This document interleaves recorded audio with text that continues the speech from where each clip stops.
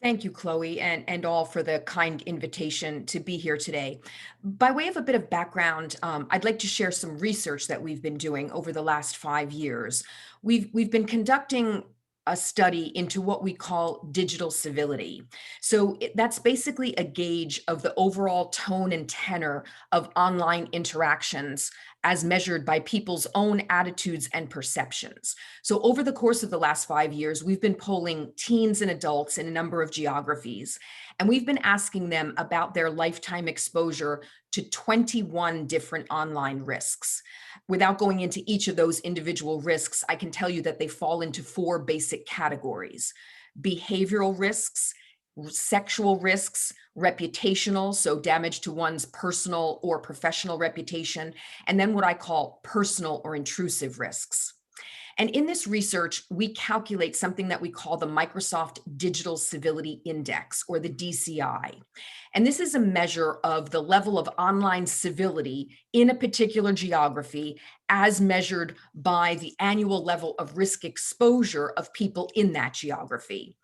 In short, the index works like a golf score, meaning a lower index reading is actually a higher indication of perceived online civility among respondents in that geography. We make the full research results each year available on International Safer Internet Day, and that comes every February. So our 2020 Year 5 research will be released in its entirety on February the 9th, so just more than a week away. But leading up to Safer Internet Day, we pre-release some results. So from this latest survey, I'd like to share some of those themes, and it goes immediately to what Sasha and both Chloe have been speaking about in the introductions this morning. So basically, risks that sow hate and division. Unfortunately, they are on the rise across the globe. Specifically, 1 in 5 respondents who experienced a risk online said that they were exposed to hate speech. And that is up 4 percentage points from the start of our study in 2016, when hate speech, that risk debuted at 16% of global respondents reporting that they'd been exposed. Discrimination, taking a similar path over the course of the 5 years of our study.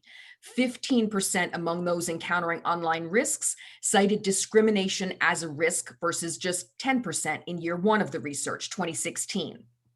Nearly a third of our respondents this year, 31% specifically, said that they had fallen victim to hoaxes or scams or fraud or schemes online. That was up since 28% when we added that risk in 2017. Another couple of other quick points. Cyberbullying, that continues in the COVID-19 stay-at-home environment.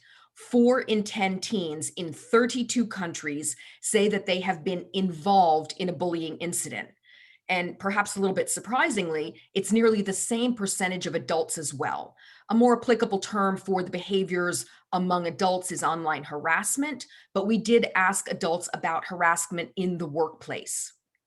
There is a bit of good news. So depending on the geography, some respondents actually thought that online civility had improved in the COVID-19 stay-at-home environment. This was particular to the Asia Pacific region, where people were saying that others were encouraging one another online. They saw greater displays of a sense of community and coming together, that we were kind of all in this together, dealing with the crisis at the same time. That compares with the Latin American countries, where respondents thought that civility had actually declined during the COVID period, largely due to, as Sasha mentioned earlier as well, false or misleading information about the virus or other factors that were circulating online.